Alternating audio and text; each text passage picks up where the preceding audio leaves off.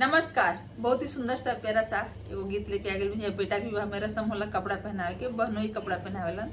उहे गाना हा देखी जा, सुनी जा, बताई जा कैसन बा। अंगना में बहे गंगा मैया सुंदर बरखेवत नैया। अंगना में बहे गंगा मैया सुंदर बरखेवत नैया।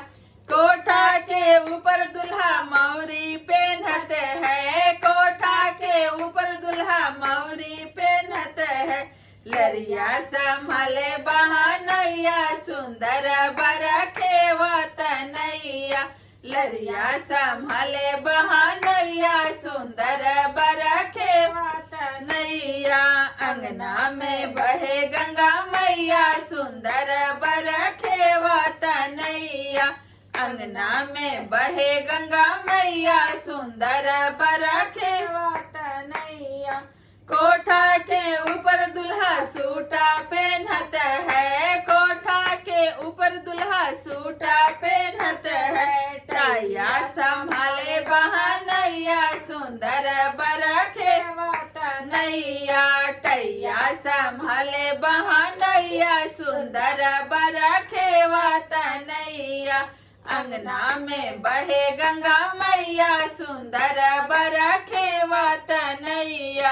अंगना में बहे गंगा मैया सुंदर बरखेवत नैया।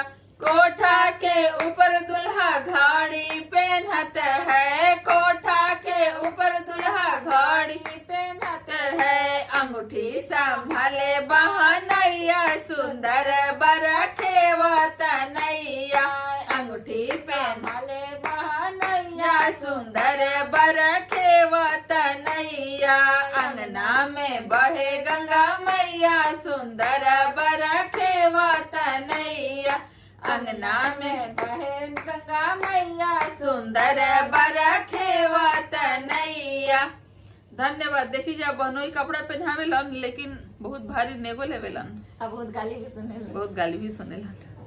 और कैसन यही बताई जरा, वो लोग कमेंट करी जा, भर भर के बताई जा कैसन गई जा। और चैनल बनाए बनी जा, पहली बार हमने के देखा जा तो सब्सक्राइब जरूर करी जा। और वीडियो के हमने के लाइक कर दी जा, थोड़ा बहुत शेयर भी करी जा। धन्यवाद।